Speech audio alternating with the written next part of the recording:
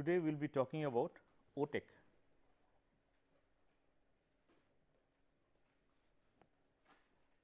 Ocean thermal energy conversion.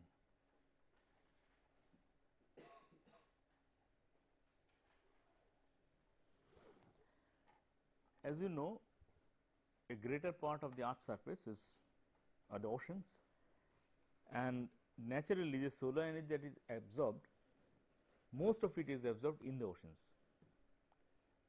and as it is absorbed, a huge amount of energy, in fact far surpassing the energy that is available anywhere else in the world, is available in the oceans.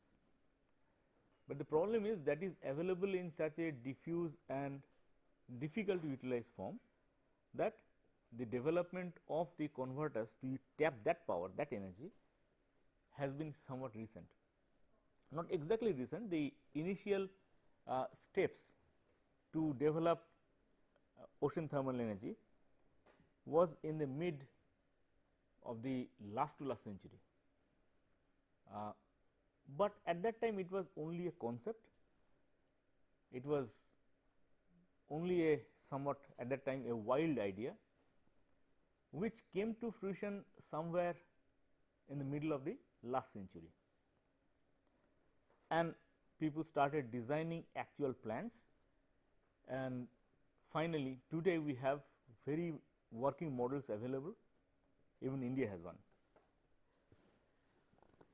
So, what is the exact concept? The concept is that as solar energy is absorbed in this in the open ocean, the surface of the sea becomes heated, and since the solar energy, most of the solar energy is absorbed close to the surface.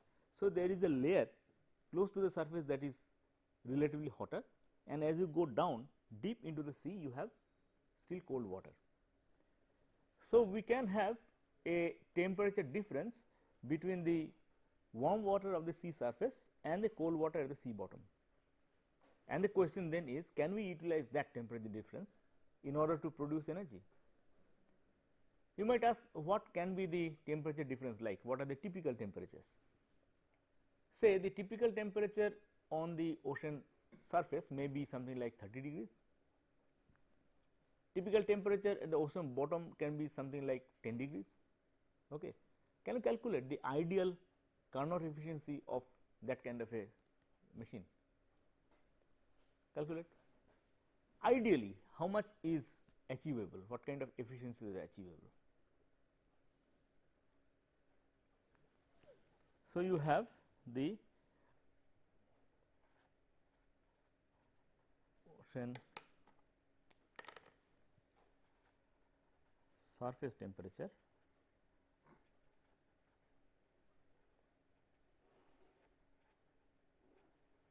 and ocean bottom temperature is close to say 10 degrees.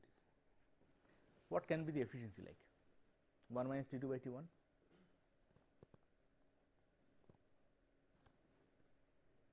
But you do not have a calculator, you can simply press and tell me the result.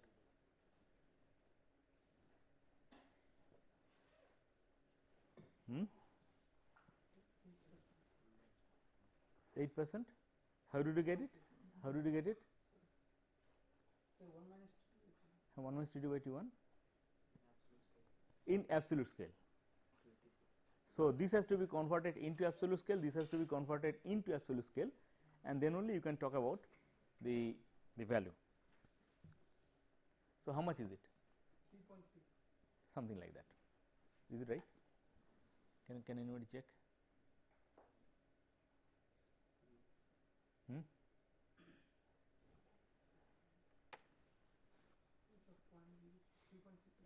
Okay.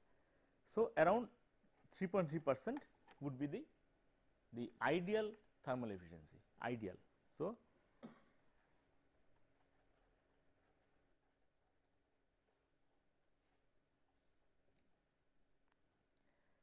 So, you can see that the efficiency of a normal thermal power plant would be of the order of 40%, while the ideal efficiency here is about 3%. So, naturally this is, even if you go very close to the ideal efficiency, this is very inefficient process. Nevertheless, the point is that here the energy that is available is vast, huge amount of energy is available and all that free, and so still it makes sense even though the efficiency is low. What really matters, why were we so much interested in the efficiency of a thermal power plant? Because there the input was coal, which is finite. So, out of that finite resource, how much can we utilize? That was the very important question. While here what is available is infinite almost, and so the efficiency is not all that important question. What is more important is that how can we make the converter, the system relatively inexpensive, so that the initial investment is manageable. How can we make the whole thing such that it lasts for a longer time. So, these are the real concerns rather than the efficiency. Okay. So, now let us come to the concept of how can we utilize this small temperature difference. Now, when we talked about the Rankine cycle, that means the normal power plant, what was the idea? The idea was that we will heat up the water, the principal working fluid, to a temperature where it boils, and then it goes to the superheated zone, and then it is expanded through a turbine. Okay. So, all that part you have to put in a large amount of heat, and in this case you are not really trying to put in additional amount of heat, you are trying to utilize this surface water which will be about this temperature. Can you then produce steam at that temperature 30 degrees? Everybody shaking the head in this direction. Wrong. You can produce steam at this temperature simply by reducing the pressure. Okay. So, there would be a pressure at which at this temperature it will be superheated steam. So, it is possible to do that. So, all you need to do is to reduce the pressure, so that this water is converted into steam. Okay. So, then it is steam, but at a very low pressure. But if at the other end of the turbine you can produce even lower pressure, then obviously the turbine can operate. So, here in the normal power plant, the concept is that you have a high pressure and here a moderately low pressure, but not very low. But here in this case, in case of the OTEC, you have the superheated steam at a low pressure, sub atmospheric pressure, and at the other end it is even lower pressure, so that the turbine can operate. Okay. You might have a bit of ringing in your minds, is it feasible? Yes, it is feasible, has been demonstrated to be feasible. So, then the concept would be that we will take in the surface water, we will allow it to what is called flush, allow it to flush in the sense that we reduce the pressure by suction, by simply running a pump, and that pump has the additional advantage that in the water that you take from the surface there will be dissolved gases which is not steam. Okay. So, if you have the pump running, the exhaust pump running, then obviously that gases are also taken away. So, the pressure is brought down. At that pressure the steam is formed, then the steam goes to the turbine, and the turbine's end, other side, what should be there? What is there after the turbine? A condenser. So, there has to be a condenser, and the condenser's exhaust would be simply again water, right. That water can again be discharged into the ocean. The question then is how to do the condensation. It has to be at a very low temperature. So, that temperature is the ocean bottom temperature. So, somehow you have to pump water up from the ocean bottom to use it in the condenser, right. In that case, what becomes the T1 and T2? T1 as you know is the temperature of the steam at the highest point. T2 is the temperature of the water at the lowest point in the circulation of the principal fluid. In that case these two are the temperatures. So, you can reach a efficiency somewhat close to this, 2% is more or less average. So, the concept then would be something like this. In fact, that is the concept by which it was first done. Instead of drawing, let me see if it can be projected. Can I see, or should I have to draw? Seeable. Okay. So, what is the concept? The first design, this is called a open cycle, because water that is taken from the sea is again discharged into the sea. The water that is taken from the sea bottom is again discharged into the sea bottom. So, it is a very open system. So, this is the place where the warm water is collected, is taken in. That warm water rises and it is here in this part you have the low pressure created. So, here is a place where the flushing takes place, where the water at 30 degrees start to boil and produce steam. Okay. So, here you have a low pressure steam.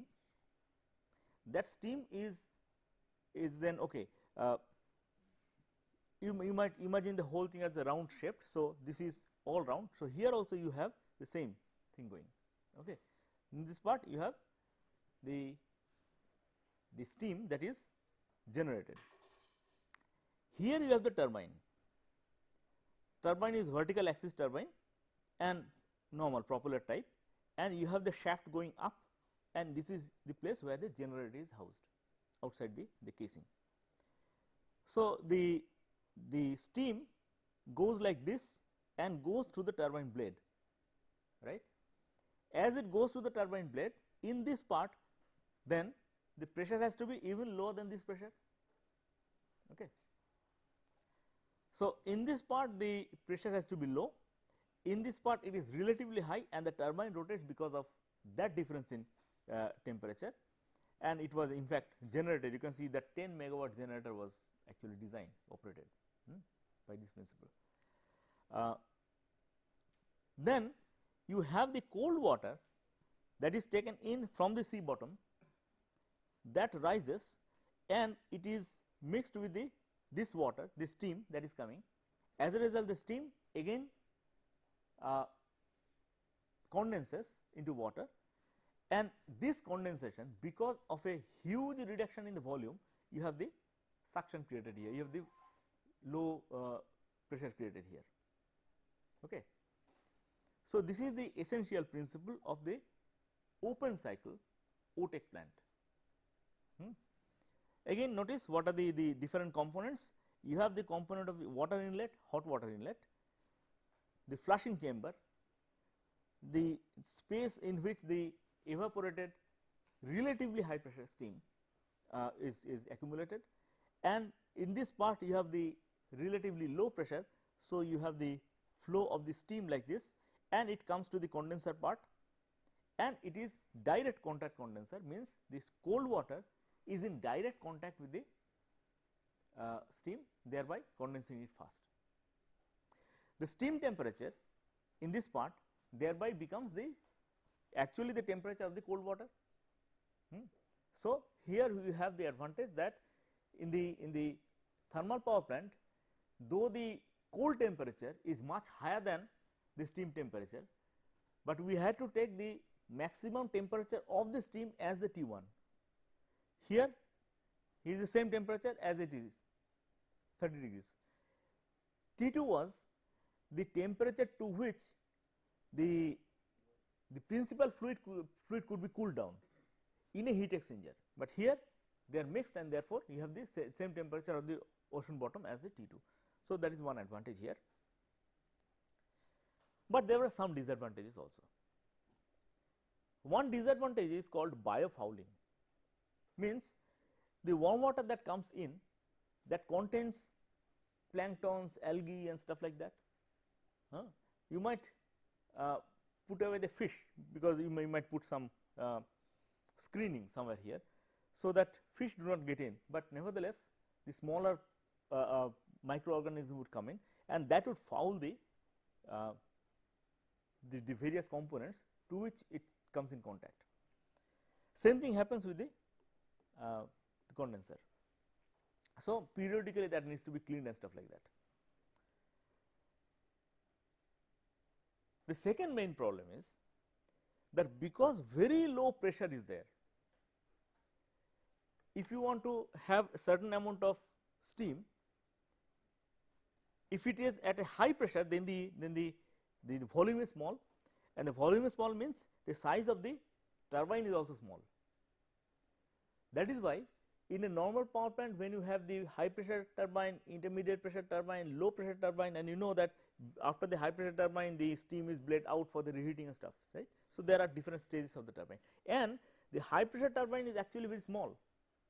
The intermediate pressure turbine is relatively larger, the low pressure turbine is really large. The diameter will be of the size of this room in a normal power plant. But here it is even lower temperature, even lower pressure, and naturally you would need huge surface area, huge size of turbine. That is another disadvantage. But nevertheless, such plants have been constructed and have worked. This is the open cycle process. Now, one natural improvement over this would be where you use not water, but some other fluid as the principal fluid. What can be the some other fluid? Anything that becomes superheated at 30 degrees at high pressure. Can you name any of them? Any fluid that becomes high pressure superheated fluid, superheated gas at say 30 degrees. Any idea? Can you name any? All the substances used in the refrigerators are such things. Freons, for example. Ammonia is one such thing. Propane is one such thing. So, there are various such material which can be used as the principal fluid. Initially freon was used, but nowadays freon is going out of favor because it causes the greenhouse effect, it causes the ozone layer depletion, and that is why people are no longer favoring the freon to be used as a principal fluid in such a vast quantity, large quantity. So, nowadays more or less people are going for ammonia as a principal fluid. Okay. So, in that case what would be the structure of the whole system like? The hot water inlet pipe will bring in the hot water, that would go into a heat exchanger that would transfer the heat into the principal fluid, thereby making it superheated at high pressure. That high pressure principal fluid, in this case possibly ammonia, would go into a ammonia turbine and it will expand through the turbine. Because it is at high pressure, thereby the turbine size is much lower, a normal turbine size as you would have in a normal power plant, and then after the turbine it goes to the condenser, and in the condenser it is condensed in contact with the water that is pumped from the ocean floor, and there is a cold water like 10 degrees, and you have again the fluid, principal fluid, after it has turned into liquid, it is again pumped back to the boiler part. Same system, same idea as what you have in the normal power plant, only the principal fluid is different. Okay. In that case, the system's schematic diagram would be something like this.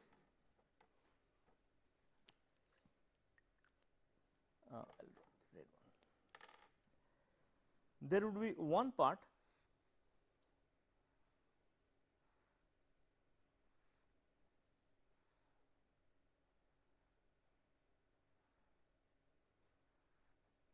it is in this part you have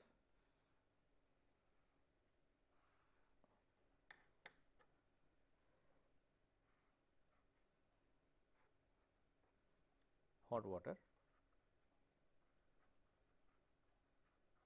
So, this would be the boiler then.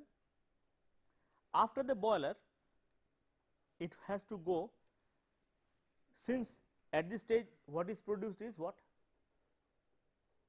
At this stage what is produced is basically saturated, right, because it is in contact with the liquid. Liquid may go up to this stage, and as it goes up it becomes gas, but nevertheless saturated. So, there would be, like saturated steam, there would be, it would be saturated ammonia vapor. So, saturated means there would be tiny droplets of liquid, and so that has to be separated out before it is fed into the turbine. So, it is done by a chamber, something like this. I will draw.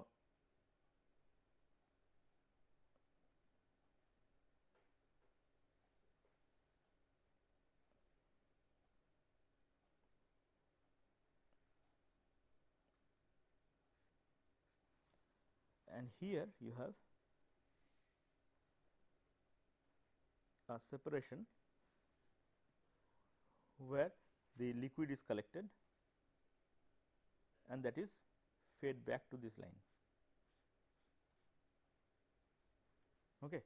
So, as it goes to the separator, essentially it goes through a baffle, so that as it goes the liquid part is collected and drops down, and the vapor part goes through.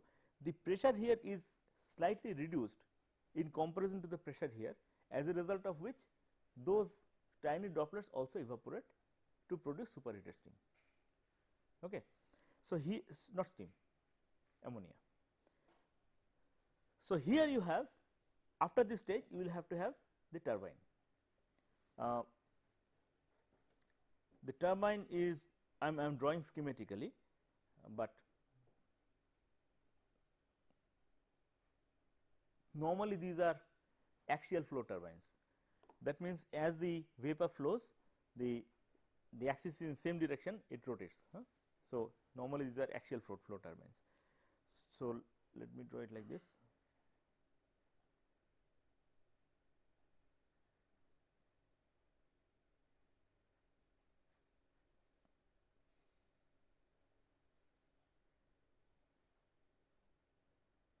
Now, this will have to be at the bottom.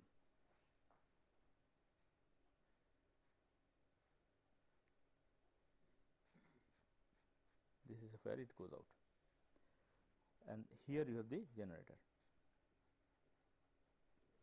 Okay. So, it goes like this and goes out, and then after this what you should have? You have to have a condenser again.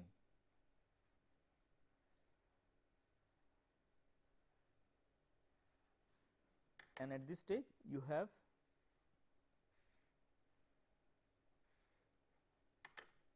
the cold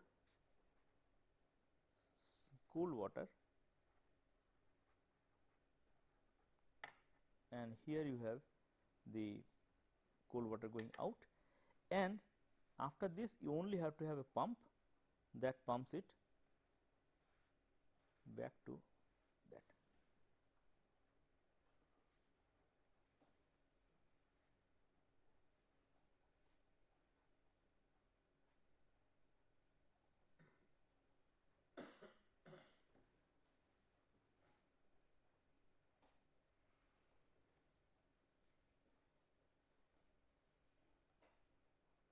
This is called a separator. Okay, is the concept understood now? So, can you see that because the hot water is not directly in contact with the principal fluid, there is a heat exchanger. So, obviously, the temperature of the principal fluid at its peak will not be the temperature of the hot water, there should be slightly below. Here also the cold water temperature can be 10 degrees, but the temperature to which it can be cooled will not be 10 degrees, somewhat higher. So, when we said 1 minus T2 by T1, that efficiency will also go down, right. So, this has a lower ideal Carnot efficiency, but nevertheless this cycle is often preferred because the turbine size is manageable. mainly because the turbine size is manageable.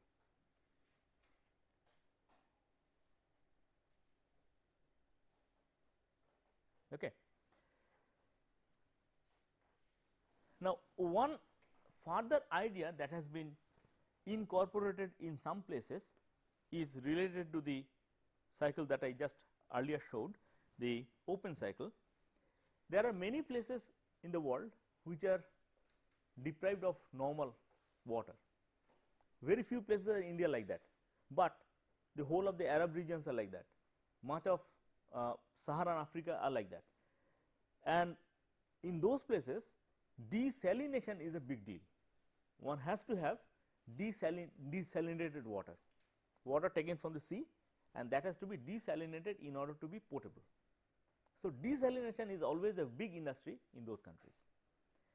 How is that done? That is done mostly that can be done by various means.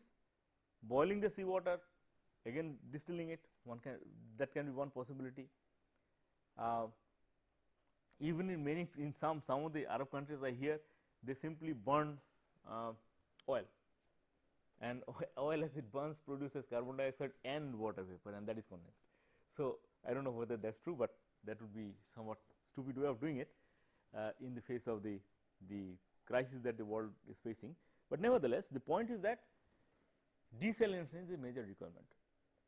Now, do you notice that here the water that is available is desalinated? Here the saline water is coming, that was evaporated, and thereby the steam comes without any salt. So, here what is coming is already desalinated, and here you are condensing it, and finally you are producing again water.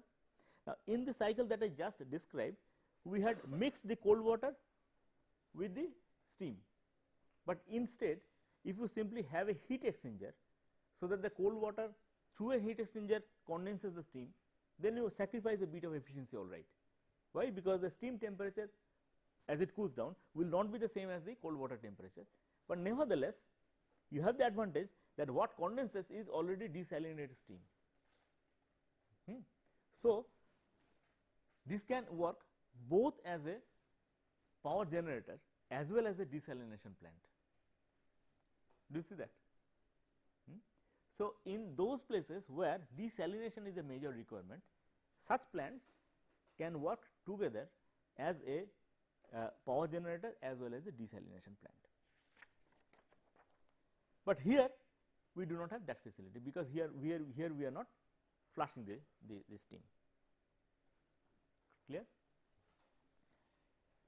You might ask, what do you do with that power? It is after all in the middle of the sea. So, what is the essential concept? There can be two types of concepts. One, you have the whole system located close to the sea, but on the land, and then a pipeline goes to the bottom of the sea, and that brings the hot water and the cold water.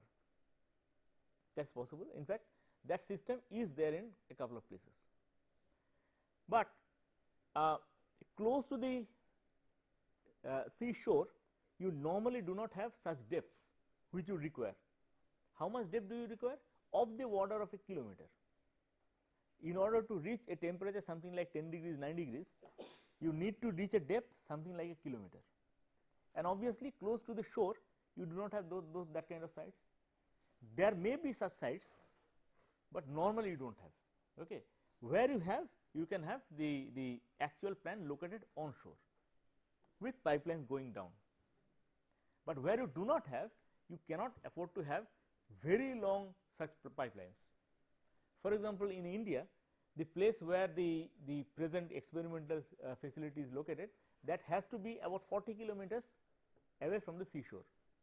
That is in the southern India, in Tamil Nadu, but that is about 40 kilometers away into the sea.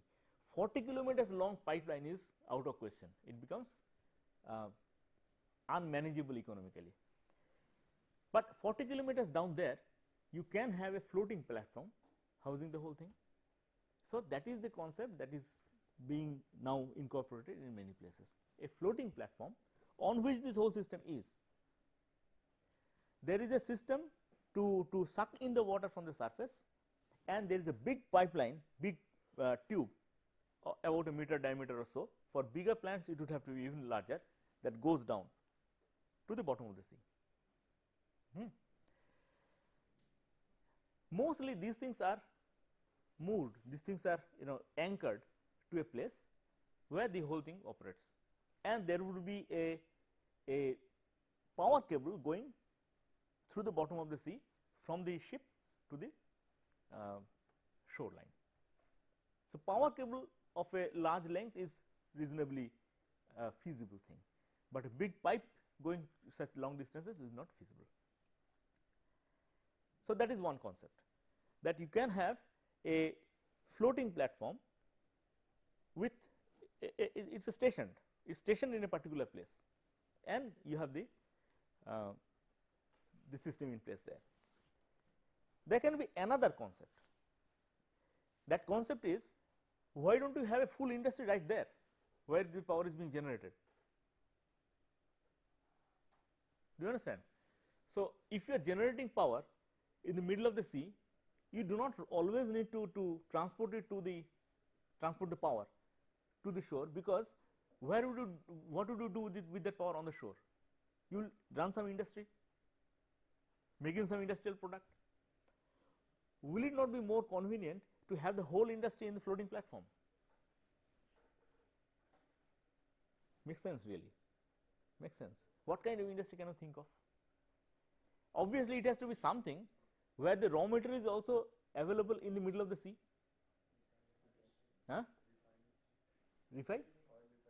Oil refinery. So, in that case, the oil has to be available right there. For example, Bombay High is a place where you do not have 1 kilometer depth. So, if the oil availability place and the depth availability place are two different places, you cannot really use it. So, something that is available on sea, fish. Okay. So, how much energy do you need to put a line and fish?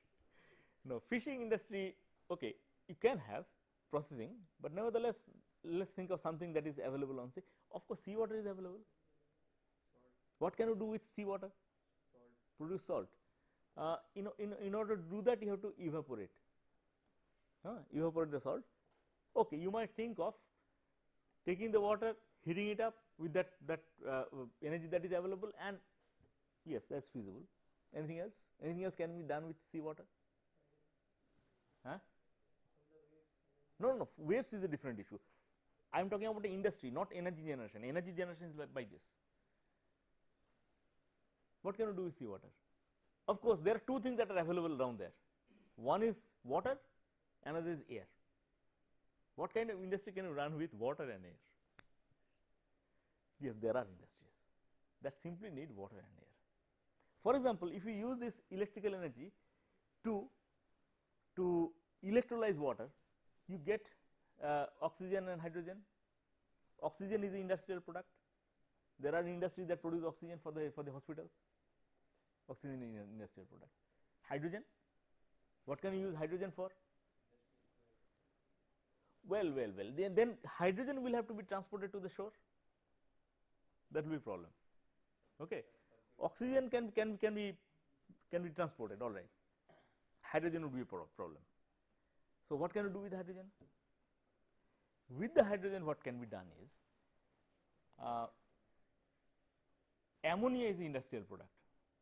Why? What is ammonia used for? Producing what? Ammonia is used for producing smelling salt, is it? Yes, smelling salt does contain ammonia, all right, but of course that is not a huge requirement. So many people are not fainting all the time, so that you might need smelling salt. What is the industrial product that uses ammonia? Fertilizers. Yes, fertilizers use ammonia. So, in order to produce those fertilizers, you have to produce ammonia, and ammonia can be liquefied and transported to the shore, small volume, no problem. How do you produce ammonia? You need nitrogen and hydrogen. Hydrogen can be produced in a electrolysis process. How can it produce nitrogen? From air. So, you see, water can be used for electrolysis to produce hydrogen, air can be used for producing nitrogen and oxygen. How do you produce nitrogen and oxygen in from air? Air is first liquefied and then it is fractionally distilled. So, liquefaction and fractional distillation is the process by which we produce nitrogen as well as oxygen that is used for hospitals and everything. That is the process. So, this what is the requirement in there? Only energy, electrical energy. So, you can have a whole floating platform that produces the energy, uses the energy, produces some industrial product and transports that to the shore as liquid. So, that is a feasible concept, something that can be illustrated by this. Can you see? Yes, it is seeable. So, here you see, here is the platform. Here is the platform. Below this you have the power generator and above this you have the industry. And as I have just shown, this is the place where the warm water comes in. This is how the warm water goes out, okay, again discharged into the sea. This is the boiler part. Up to this it has shown that it is liquid and then it becomes gas, and here it is separated, it goes to the turbine, it goes to the, notice the temperatures. Here the temperature would be something like 22 degrees. After it goes to the turbine, the temperature comes down to 11 degrees, and here it is the energy is taken out and it is discharged something like 10 degrees. So, the temperature is not different very much, it is only the latent heat that is taken out by the cold water. So, the cold water is circulated like this and the principal fluid goes like this. Good. Electrical energy is generated in the generator. Now, this electrical energy can be first used, first you put a rectifier here and put a electrolysis system here. So, the oxygen goes to the industrial product. Can you see that? Can you read? Is it big enough? Okay. So, oxygen goes there. This has to be the water has to be sea water, but from there a particular amount of conductivity has to be created. So, for that the reverse osmosis process is used. Now, the hydrogen goes here and here you have the air liquefaction plant, where it is a simple refrigerator. So, you have by pressure you refrigerate the air, and after the refrigeration you have the nitrogen and oxygen, they are separated out by a fractional distillation. So, you have nitrogen here, oxygen, nitrogen are mixed together, that is compressed to a high pressure, and then there has to be a catalytic converter which produces the ammonia, and the ammonia is then liquefied and stored, and finally once a week you can have a ship going to the shore taking the ammonia out. That can be used to produce urea and stuff like that. So, this is a concept that is highly feasible. India has as yet incorporated only this part. It has made a 1 megawatt OTEC plant that works about, as I told you, 40 kilometers off the South India shore and Tamil Nadu shore, and there the surface temperature they get is something like 29 to 30 degrees. The bottom temperature they get about 1 kilometer down there is about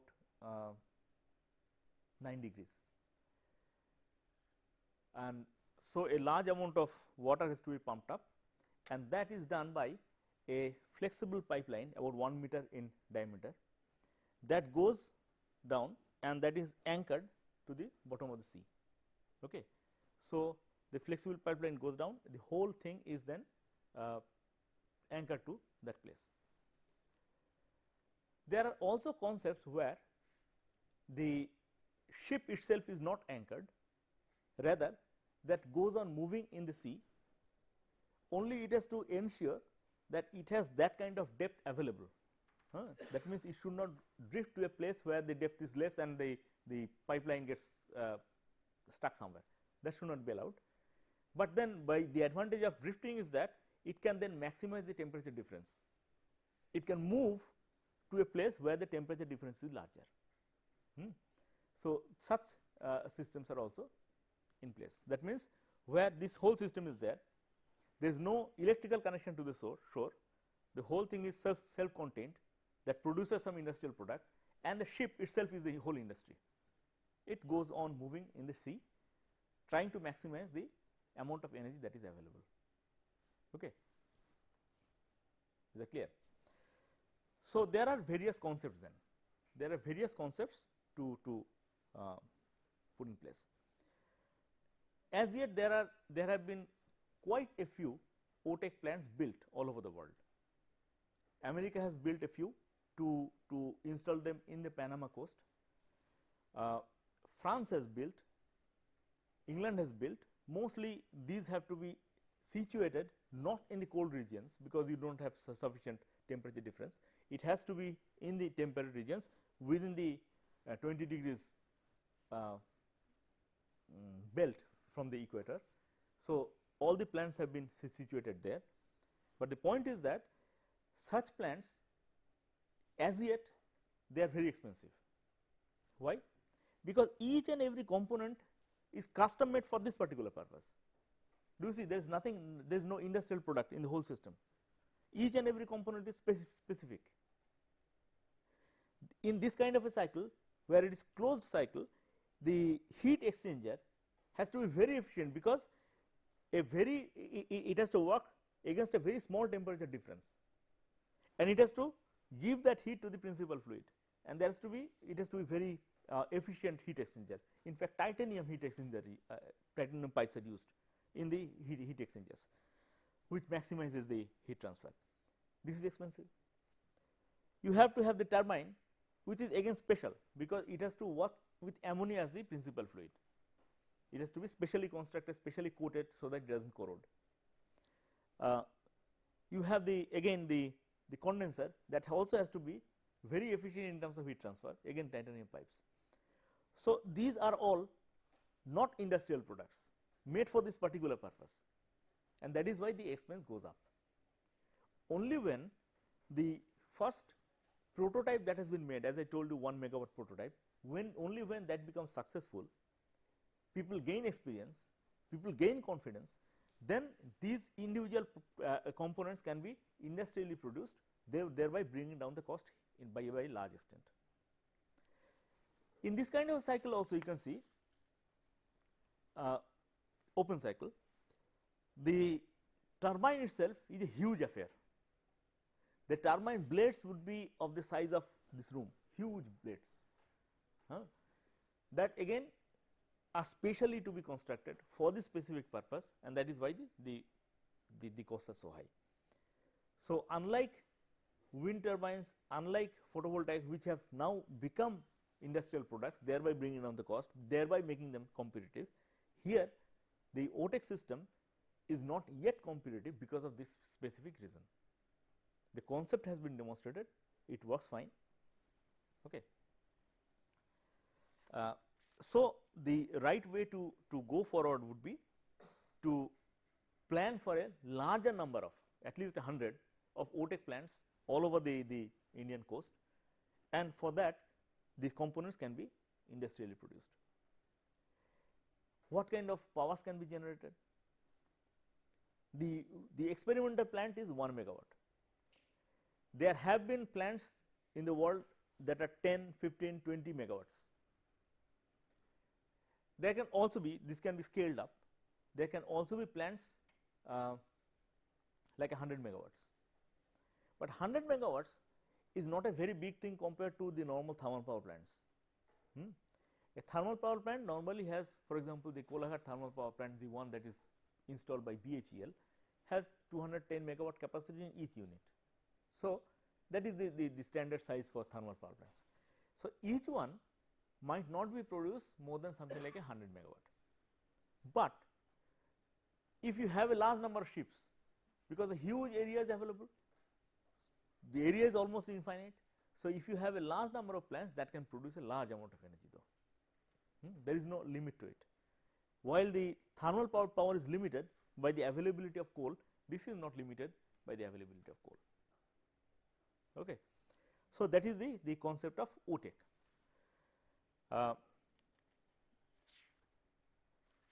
Okay. So, in the next class then we will go to another type of power generation. Either we will take up wave energy or geothermal energy, which also have lot of promise in the Indian soil. See the concept of the OTEC plant as a floating ship, and the most visible part is that below at the bottom of the ship there is the pipe, very wide pipe going down, that goes to a depth of about a kilometer, and this is the cold water pipe that has to bring the cold water from the bottom of the sea. Now, in this case it is a very large ship that was designed for working in the United States in the southern coast, about 100 megawatt plant ship. The length is 750 feet. It is a big ship, and its structure, if you see, then it is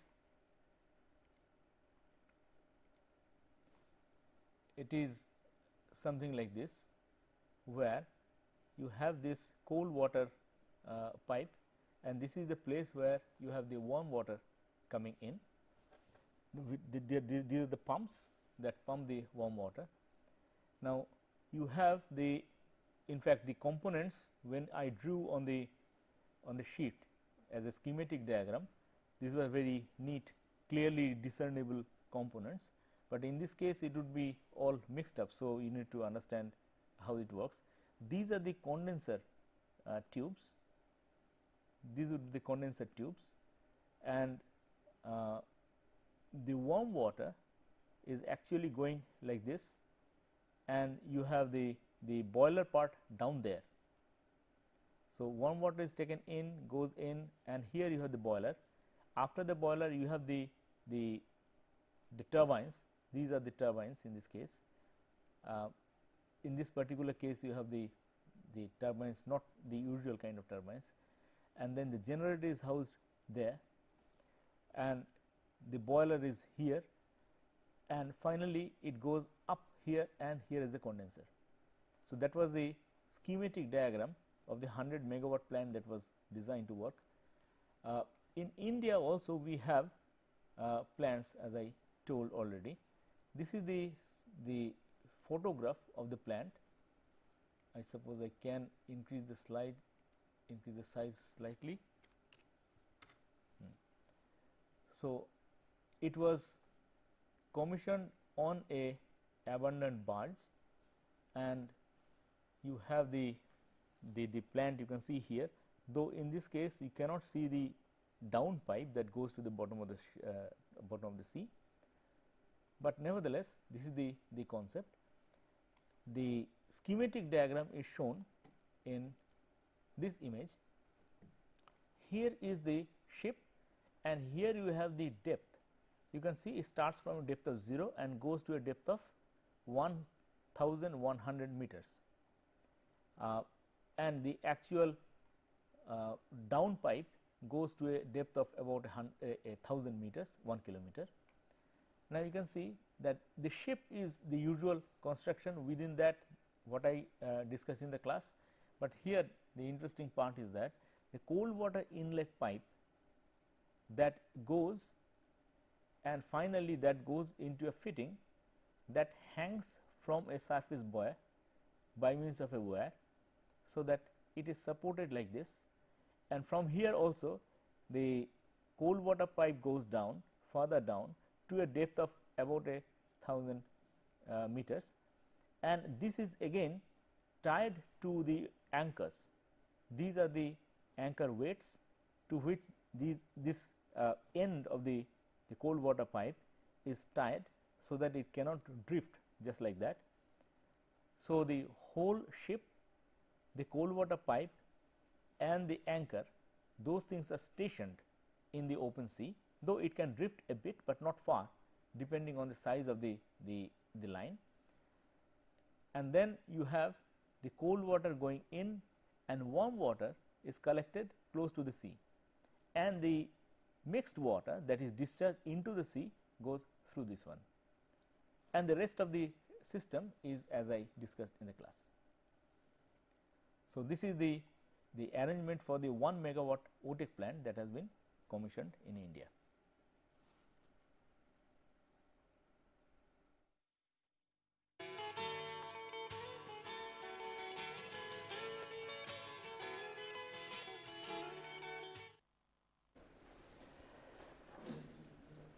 Today we will cover two topics actually.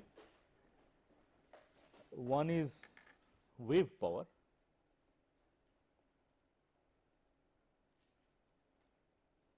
and other is solar pond. I will come to that later.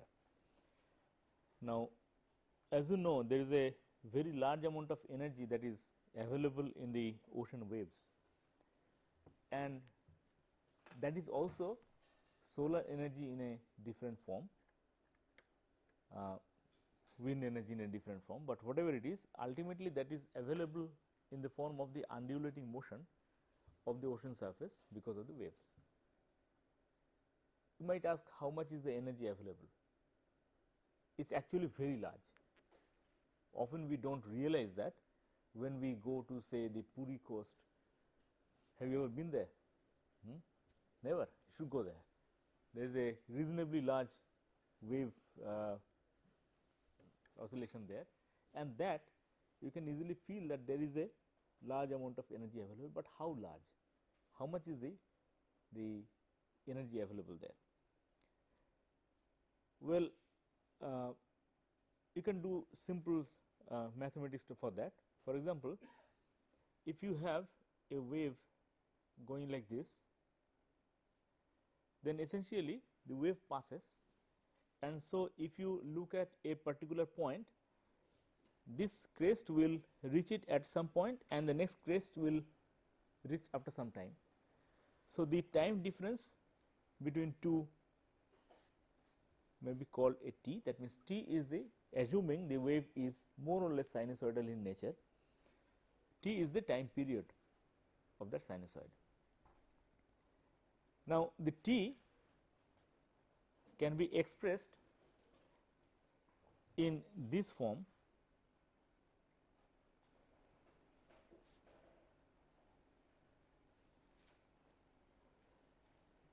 where lambda is the wavelength.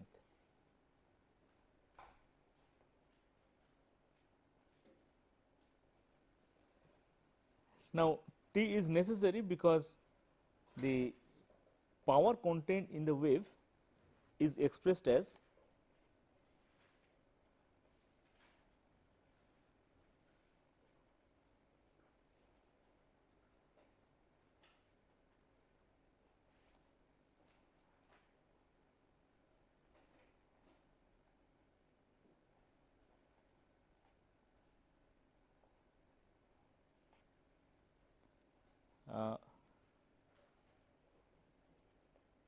where A is wave amplitude.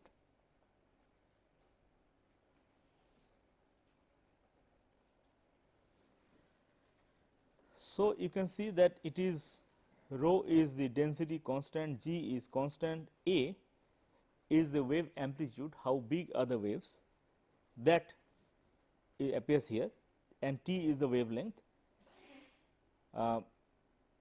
T is the wave, the time period between the two crests, and this is constant. So, essentially the whole thing depends on the A. So, the amount of oscillation that you experience at a particular point. Do you know how this planet was created?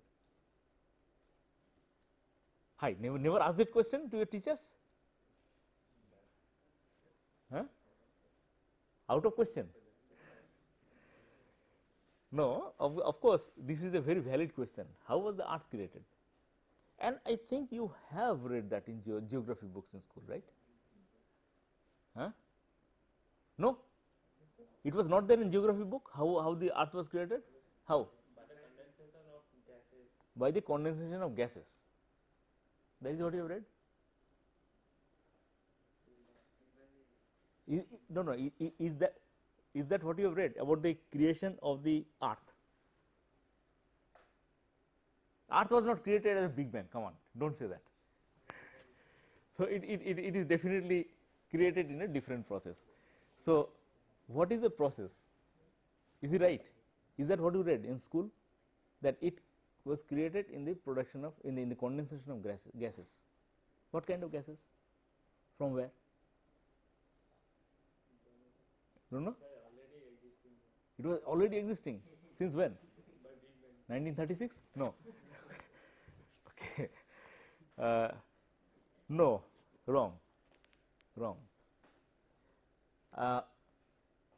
Earlier it was believed, in fact, when the earth is there, the question is a valid question.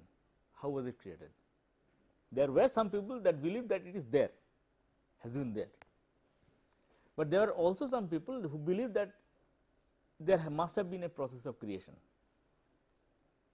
must have been a process by which it was created, a physical process, not the creation in the spiritual sense. A physical process must be responsible for that. Now, initially there were two kinds of ideas. One said that it is created by means of, earlier the sun was there, and either there was some kind of a disturbance, either initially the idea was that there was a comet that collided with the sun, as a result of which some part got ripped off, which went on rotating around the sun, and that is what ultimately condensed into the planets. That is what you read.